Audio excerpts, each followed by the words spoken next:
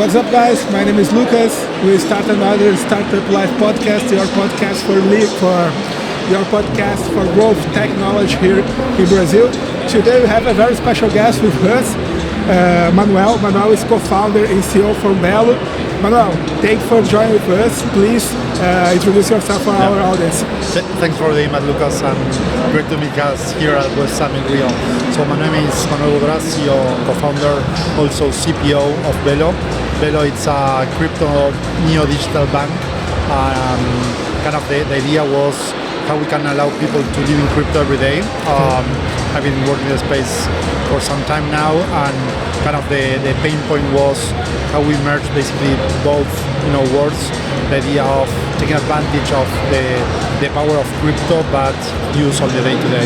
So if you hold some Bitcoin or you bought some Bitcoin, be able to buy a banana or an air ticket, and so basically make it happen. Okay, nice. It's a very hot topic here in Brazil because we have a new regulation in Brazil from this kind of matter. So if you have a very nice opportunity to share with us what you are doing here in Belo.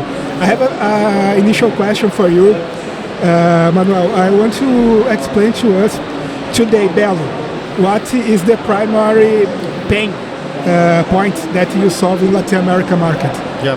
So when we started in 2021, kind of the ICP was crypto people looking to use their cryptos.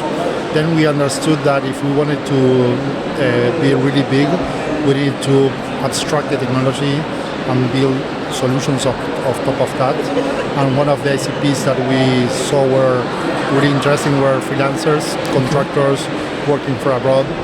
They were suffering by being exposed to SWIFT payments and the traditional banking rails. Stable coins in that sense, pros a really improvement in how you deal with money and how you connect basically globally. But the problem was that people were still needing to do transactions on chain, which it's not an easy topic for most people, and people doesn't care at the end of the day. So how we can create something which is vanilla for them, that it's something really simple and can be super useful. So in 2023 we did kind of a revamp of the app. We started focusing a lot into this segment, and we at the time took us 2-3 days to receive a payment from the US. Now it's real time.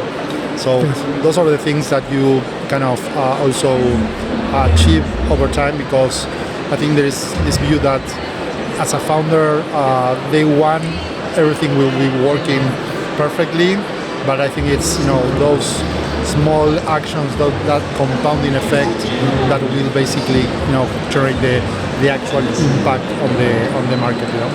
Okay, and what's the biggest difference when you begin Belo?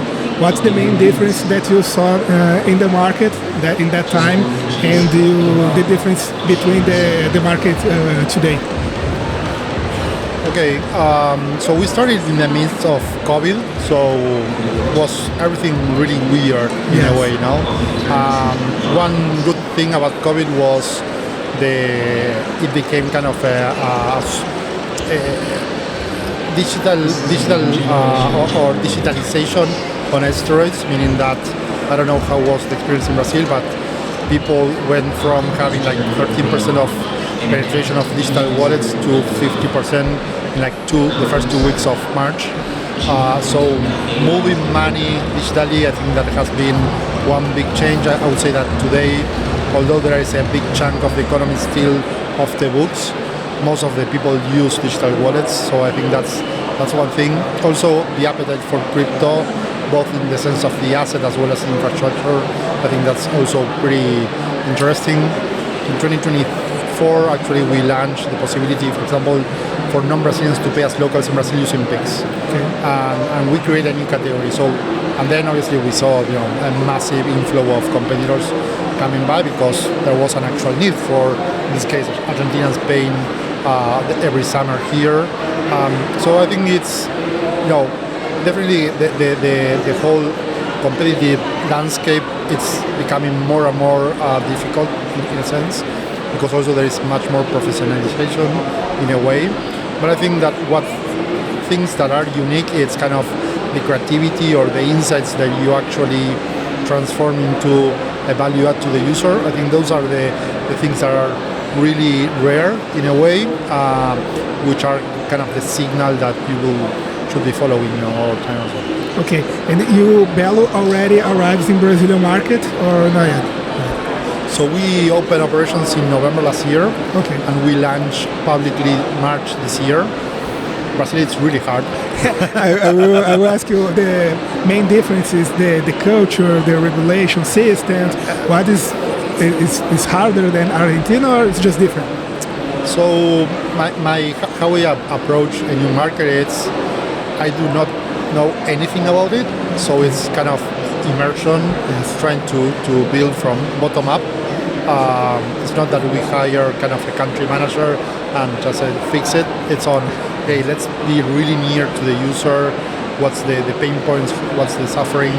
Because maybe you're biased to, hey, things that work in Argentina are not the same that will be working yes, here. So we try to start small with specific niches and grow from there. It's been 2 months, so it's a small amount of time, but it's growing. A lot of pain points and opportunities in yes, not only the product, how you market the product, how you engage with the users. The good thing is that we already have a team of 7 people here in Brazil, which are working relentlessly on this matter. But we are, let's say, not anxious about the results. okay, We are anxious about the learning, on okay, how we become intelligent really fast, because I think there are some things that you are really kind of convinced that will work, and maybe they don't. So it's more on having gut feeling on the decision, but also being super open to what the market is saying now. yes, yes. And here in Brazil, probably you already have a few competitors here in Brazil. And A few. a few. That's good. And in your opinion, what's this opportunity is a very nice opportunity to talk to our audience who probably are knowing Belo for the first time. What's the main difference that Belo have to other competitors here in Brazil, and why our audience needs to take a chance to know Belo better? So the good thing about Belo is that it's a global product, okay, from scratch. It's not. I'm going to say something, and don't take this in a bad sense. I think it's part of how we see also Brazil from outside. I think Brazil historically has been a market which has developed much of the things for the internal the market, yes, because it's a huge market. It's a huge market. So I mean, it makes a lot of sense. But sometimes there is a lot of opportunity in how they go outside. I think Nubank has done yes, this pretty well. very nice. but there are a few companies like that. Kind of our approach is, we're a global company. We started in Argentina, presence in Latam, and the idea is how you can be in connection with your customer, your client, your partner, everywhere in the most local way possible. Because if Lucas has some provider or client in Argentina, it should be seamless for Lucas to deal with Manuel in Argentina. It shouldn't be a pain point. It shouldn't be something really burdensome. It should be as simple as one tap. And I think when you extrapolate that to business, each tap it's equal to money, and each decision is equal to money. So I think it's more on, hey, how we can in a way take out decisions from the user in a way which is really difficult, because you need to put it one piece of product which is super simple and can be also understood, and it's with the same colors and language that the user understand. So I think the challenge is massive, but going back to your question, it's trying to bring a product which is global from scratch, okay, and can actually empower a lot the local user. Okay, nice. And what is the ideal customer profile from Belo? What kind of clients that you want to reach here in Brazil? Yeah, so we see a really interesting opportunity around freelancers. As I mentioned, people working from abroad. We have a really good solution for getting paid from the US, Europe, Latam, having yield on the assets that they receive. So if you receive dollars, we give you a 3% yield on your USDT. We also looking to attack there is a lot of students from Brazil living in Argentina, which usually they go under bank. So we have a really good solution as of today to serve them and be part of the economic landscape of the country. We have the same in both in Brazil, Argentina, Peru, and Bolivia, and launching Colombia pretty soon. Nice. So workers, freelance workers or contractors, tourists, students, and also tourists. It's kind of the three main ones that we are testing. It's a huge country. It's really different also kind of the not only the states but the regions, you know, so you need to be really careful not to go with a shotgun, shooting everywhere, because I think we try always to be like super laser focused on something and grow from there. That usually those are the things that have worked us. Okay. And I always like to ask for a company here in Brazil. When you look our system, our Central Bank of Brazil specifically, did you saw a lot of difference for others central banks of the other countries? What your expectation compared to the reality here in Brazil match, or is it's harder in Brazil when you want to start a new operation here? No, so I've been dealing with the Central Bank of Brazil for the last, I would say, 10 years. Okay.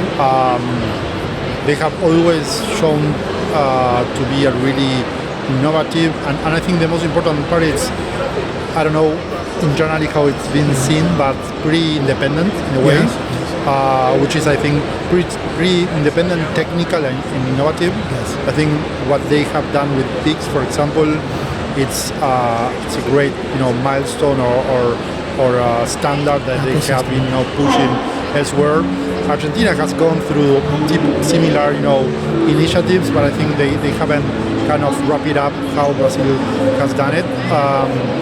Just to give you an idea, I was invited by the Central Bank of Brazil to go to Brasilia and talk in front of 40 central banks from all around the world, like 10 years ago, and they were always really keen to learn about how Bitcoin can impact and add value to the system, how stable coins, blockchain as a whole. So I think it has been great. What I see in comparison, for example, with Argentina sometimes seems easier to do some stuff. Here it takes longer and it's a little bit more expensive. So it's also in the middle, but I think the most important part is that overall the rules are pretty clear. It's not that you will get a surprise, or at least so far. maybe I change my opinion later, but I think it's in that sense that as an entrepreneur you want to have clarity and be straightforward in how you operate, and so far we are getting that feedback. Yes, I always said to my clients that you want to launch a fintech product, you will play in the Premier League, not in the National League, because the regulation is different. When you talk about payments methods, credit, it's a huge market, huge opportunity, but you always need to look the regulation before to launch your product. What you can share with us about the next steps and the future in Belo, what you are doing for the next 6 months, let's say? So going back to your question around regulation, we're in this process to expand through the region. I mentioned that we opened in Brazil. We are in the process of opening operations in Peru, Colombia, looking into Bolivia, Paraguay. At the same time? We are going really fast. We just closed our Series A, so we are well funded. We have been profitable for the last 3 years, so we're in a really good position. And we have a team, of Navy SEALs that can do, Delta Force type, like 2 people do your stuff. You have that's why when I mentioned, clarity. It's simpler when you deal with a good regulator. That it's first you need to do this, and then this, and then that. There are no surprises, so you can build a better, let's say, project, and that translates into specific assets or investments that you will be doing.